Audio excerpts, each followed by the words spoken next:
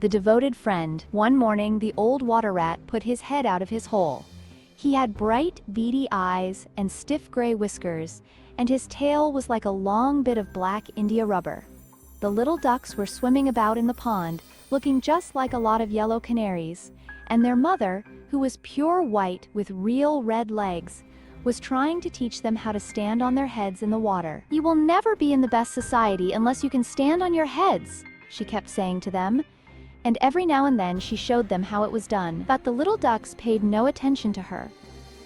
They were so young that they did not know what an advantage it is to be in society at all. "What disobedient children!" cried the old water rat. "They really deserve to be drowned." "Nothing of the kind," answered the duck. "Everyone must make a beginning, and parents cannot be too patient." "Ah, I know nothing about the feelings of parents," said the water rat. "I am not a family man. In fact, I have never been married, and I never intend to be. Love is all very well in its way, but friendship is much higher. Indeed, I know of nothing in the world that is either nobler or rarer than a devoted friendship." "And what, pray, is your idea of the duties of a devoted friend?"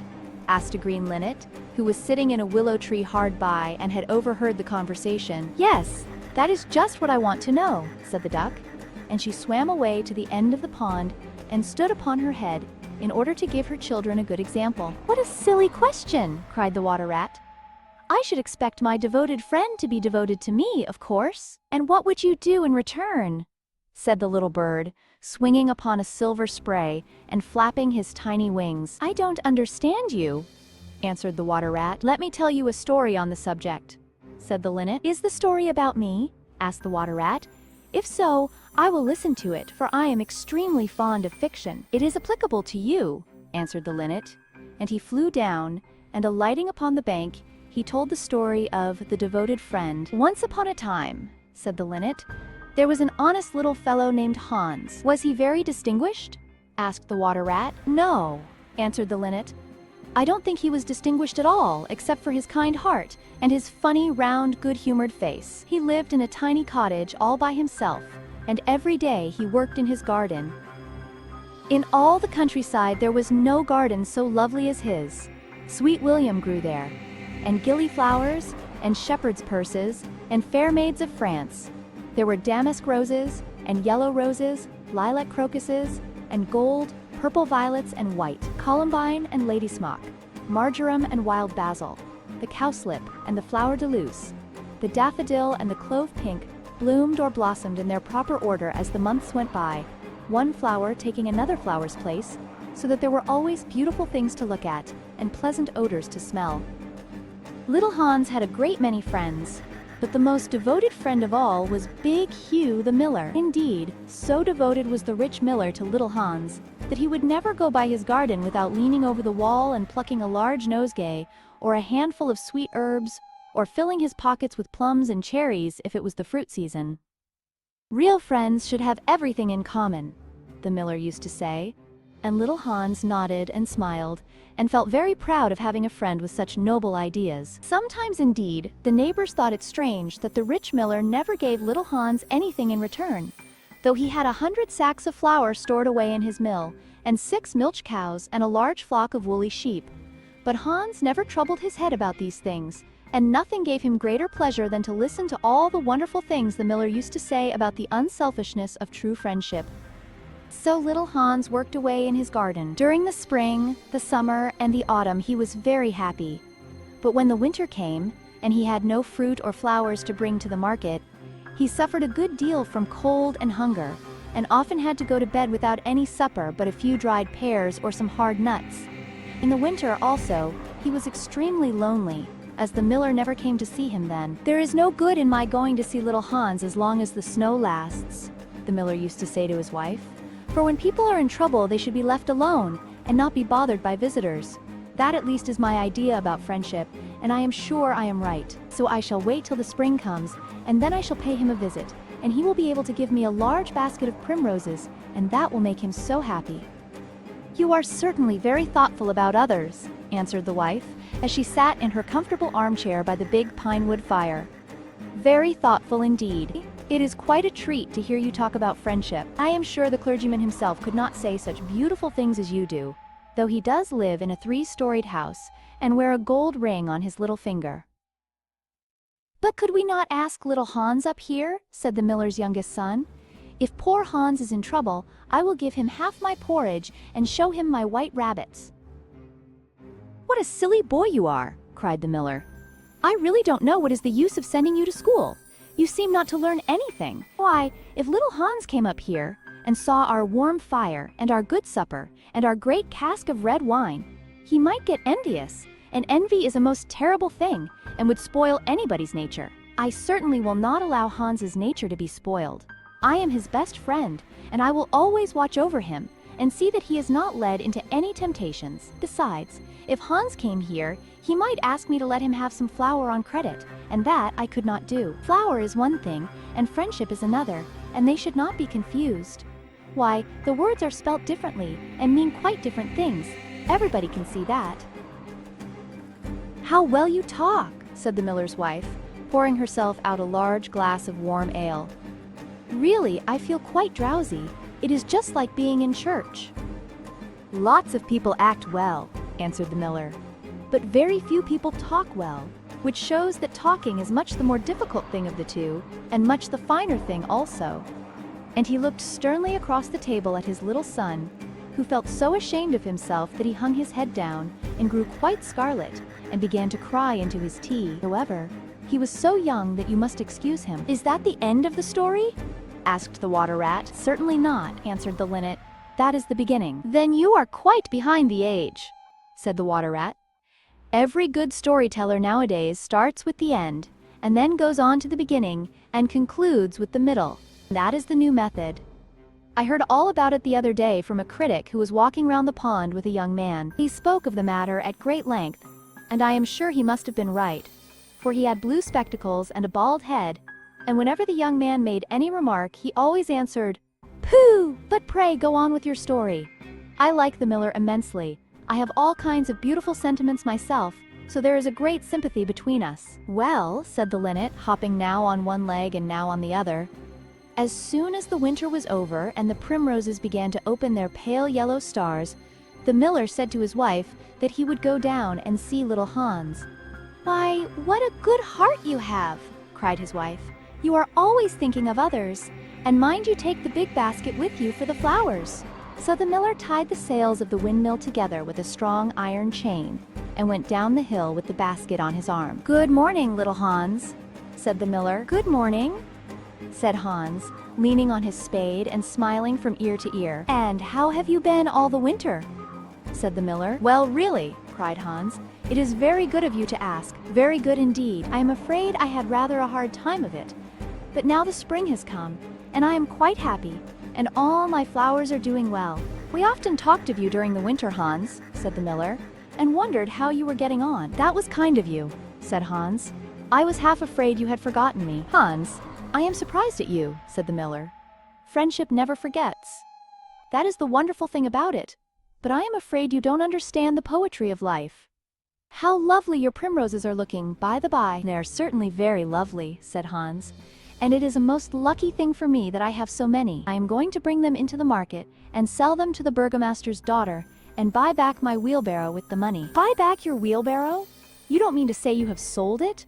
What a very stupid thing to do." "Well, the fact is," said Hans, "that I was obliged to. You see, the winter was a very bad time for me, and I really had no money at all to buy bread with.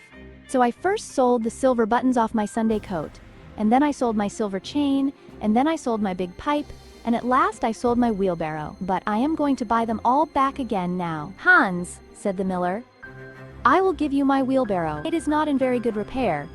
Indeed, one side is gone, and there is something wrong with the wheel spokes. But in spite of that, I will give it to you. I know it is very generous of me, and a great many people would think me extremely foolish for parting with it. But I am not like the rest of the world. I think that generosity is the essence of friendship. And, besides, I have got a new wheelbarrow for myself. Yes, you may set your mind at ease. I will give you my wheelbarrow." "Well, really, that is generous of you," said little Hans, and his funny round face glowed all over with pleasure. "I can easily put it in repair, as I have a plank of wood in the house." "A plank of wood," said the miller. Why, that is just what I want for the roof of my barn. There is a very large hole in it, and the corn will all get damp if I don't stop it up. How lucky you mentioned it. It is quite remarkable how one good action always breeds another. I have given you my wheelbarrow, and now you are going to give me your plank. Of course, the wheelbarrow is worth far more than the plank. But true, friendship never notices things like that. Pray, get it at once, and I will set to work at my barn this very day. Certainly, cried little Hans, and he ran into the shed and dragged the plank out. It is not a very big plank, said the miller, looking at it, and I am afraid that after I have mended my barn roof, there won't be any left for you to mend the wheelbarrow with. But of course, that is not my fault. And now, as I have given you my wheelbarrow, I am sure you would like to give me some flowers in return. Here is the basket, and mind you fill it quite full. Quite full? Said little Hans, rather sorrowfully, for it was really a very big basket, and he knew that if he filled it, he would have no flowers left for the market, and he was very anxious to get his silver buttons back. Well, really, answered the miller, as I have given you my wheelbarrow, I don't think that it is much to ask you for a few flowers. I may be wrong, but I should have thought that friendship, true friendship, was quite free from selfishness of any kind. My dear friend, my best friend, cried little Hans, you are welcome to all the flowers in my garden. I would much sooner have your good opinion than my silver buttons any day.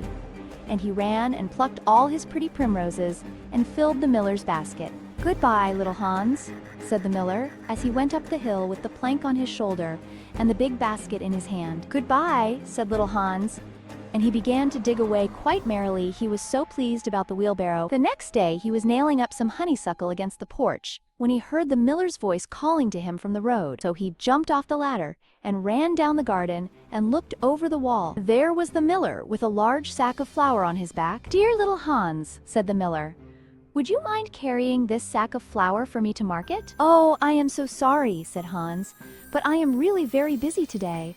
I have got all my creepers to nail up, and all my flowers to water, and all my grass to roll. Well, really, said the miller, I think that, considering that I am going to give you my wheelbarrow, it is rather unfriendly of you to refuse. Oh, don't say that, cried little Hans. I wouldn't be unfriendly for the whole world. And he ran in for his cap and trudged off with the big sack on his shoulders.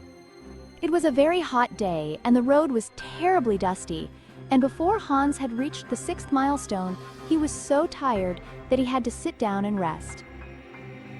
However, he went on bravely, and at last he reached the market. After he had waited there some time, he sold the sack of flour for a very good price, and then he returned home at once, for he was afraid that if he stopped too late he might meet some robbers on the way. It has certainly been a hard day, said little Hans to himself as he was going to bed, but I am glad I did not refuse the miller, for he is my best friend, and besides, he is going to give me his wheelbarrow. Early the next morning, the miller came down to get the money for his sack of flour. But little Hans was so tired that he was still in bed. Upon my word, said the miller, you are very lazy. Really, considering that I am going to give you my wheelbarrow, I think you might work harder. Idleness is a great sin, and I certainly don't like any of my friends to be idle or sluggish. You must not mind my speaking quite plainly to you. Of course I should not dream of doing so if I were not your friend. But what is the good of friendship if one cannot say exactly what one means? Anybody can say charming things and try to please and to flatter. But a true friend always says unpleasant things and does not mind giving pain. Indeed, if he is a really true friend, he prefers it, for he knows that then he is doing good. I am very sorry, said little Hans, rubbing his eyes and pulling off his nightcap. But I was so tired that I thought I would lie in bed for a little time and listen to the birds singing. Do you know that I always work better after hearing the birds sing? Well, I am glad of that, said the miller, clapping little Hans on the back. For I want you to come up to the mill as soon as you are dressed and mend my barn roof for me. Poor little Hans was very anxious to go and work in his garden, for his flowers had not been watered for 2 days. But he did not like to refuse the miller, as he was such a good friend to him. Do you think it would be unfriendly of me if I said I was busy? He inquired in a shy and timid voice. Well, really, answered the miller, I do not think it is much to ask of you, considering that I am going to give you my wheelbarrow. But of course, if you refuse, I will go and do it myself. Oh, on no account, cried little Hans, and he jumped out of bed and dressed himself and went up to the barn. He worked there all day long, till sunset. And at sunset, the miller came to see how he was getting on. "Have you mended the hole in the roof yet, little Hans?" cried the miller in a cheery voice. "It is quite mended," answered little Hans, coming down the ladder. "Ah," said the miller, "there is no work so delightful as the work one does for others." "It is certainly a great privilege to hear you talk," answered little Hans, sitting down and wiping his forehead. "A very great privilege, but I am afraid I shall never have such beautiful ideas as you have." "Oh, they will come to you," said the miller, "but you must take more pains. At present you have only the practice of friendship. Someday you will have the theory also." "Do you really think I shall?" asked little Hans. "I have no doubt of it," answered the miller. "But now that you have mended the roof, you had better go home and rest, for I want you to drive my sheep to the mountain tomorrow." Poor little Hans was afraid to say anything to this, and early the next morning the miller brought his sheep round to the cottage, and Hans started off with them to the mountain. It took him the whole day to get there and back, and when he returned he was so tired that he went off to sleep in his chair and did not wake up till it was broad daylight. "What a delightful time I shall have in my garden," he said, and he went to work at once. But somehow he was never able to look after his flowers at all, for his friend the miller was always coming round and sending him off on long errands or getting him to help at the mill. Little Hans was very much distressed at times, as he was afraid his flowers would think he had forgotten them, but he consoled himself by the reflection that the miller was his best friend. "Besides," he used to say, "he is going to give me his wheelbarrow, and that is an act of pure generosity." So little Hans worked away for the miller, and the miller said all kinds of beautiful things about friendship, which Hans took down in a notebook and used to read over at night, for he was a very good scholar. Now it happened that one evening little Hans was sitting by his fireside when a loud rap came at the door. It was a very wild night, and the wind was blowing and roaring round the house so terribly that at first he thought it was merely the storm. But a second rap came, and then a third, louder than any of the others. "It is some poor traveler," said little Hans to himself, and he ran to the door. There stood the miller with a lantern in one hand and a big stick in the other. "Dear little Hans," cried the miller, "I am in great trouble. My little boy has fallen off a ladder and hurt himself, and I am going for the doctor. But he lives so far away, and it is such a bad night, that it has just occurred to me that it would be much better if you went instead of me. You know I am going to give you my wheelbarrow, and so it is only fair that you should do something for me in return." "Certainly," cried little Hans. "I take it quite as a compliment your coming to me, and I will start off at once. But you must lend me your lantern, as the night is so dark that I am afraid I might fall into the ditch." "I am very sorry," answered the miller, "but it is my new lantern, and it would be a great loss to me if anything happened to it." "Well, never mind, I will do without it," cried little Hans, and he took down his great fur coat and his warm scarlet cap and tied a muffler round his throat and started off. What a dreadful storm it was! The night was so black that little Hans could hardly see, and the wind was so strong that he could scarcely stand. However, he was very courageous, and after he had been walking about 3 hours, he arrived at the doctor's house and knocked at the door. "Who is there?" cried the doctor, putting his head out of his bedroom window. "Little Hans, doctor." "What do you want, little Hans?" "The miller's son has fallen from a ladder and has hurt himself, and the miller wants you to come at once." "All right," said the doctor, and he ordered his horse and his big boots and his lantern, and came downstairs and rode off in the direction of the miller's house, little Hans trudging behind him. But the storm grew worse and worse, and the rain fell in torrents, and little Hans could not see where he was going or keep up with the horse. At last he lost his way and wandered off on the moor, which was a very dangerous place, as it was full of deep holes, and there poor little Hans was drowned. His body was found the next day by some goatherds, floating in a great pool of water, and was brought back by them to the cottage. Everybody went to little Hans's funeral, as he was so popular, and the miller was the chief mourner. "As I was his best friend," said the miller, "it is only fair that I should have the best place." So he walked at the head of the procession in a long black cloak, and every now and then he wiped his eyes with a big pocket handkerchief. "Little Hans is certainly a great loss to everyone," said the blacksmith when the funeral was over, and they were all seated comfortably in the inn, drinking spiced wine and eating sweet cakes. "A great loss to me at any rate. answered the miller. "Why, I had as good as given him my wheelbarrow, and now I really don't know what to do with it. It is very much in my way at home, and it is in such bad repair that I could not get anything for it if I sold it. I will certainly take care not to give away anything again. One always suffers for being generous." "Well?" said the water rat, after a long pause. "Well, that is the end," said the linnet. "But what became of the miller?" asked the water rat. "Oh, I really don't know," replied the linnet, "and I am sure that I don't care." "It is quite evident then that you have no sympathy in your nature," said the water rat. "I am afraid you don't quite see the moral of the story," remarked the linnet. "The what?" screamed the water rat. "The moral. Do you mean to say that the story has a moral?" "Certainly," said the linnet. "Well, really," said the water rat in a very angry manner, "I think you should have told me that before you began. If you had done so, I certainly would not have listened to you. In fact, I should have said pooh, like the critic. However, I can say it now." So he shouted out pooh at the top of his voice, gave a whisk with his tail, and went back into his hole. "And how do you like the water rat?" asked the duck, who came paddling up some minutes afterwards. "He has a great many good points, but for my own part, one, have a mother's feelings, and I can never look at a confirmed bachelor without the tears coming into my eyes. I am rather afraid that I have annoyed him," answered the linnet.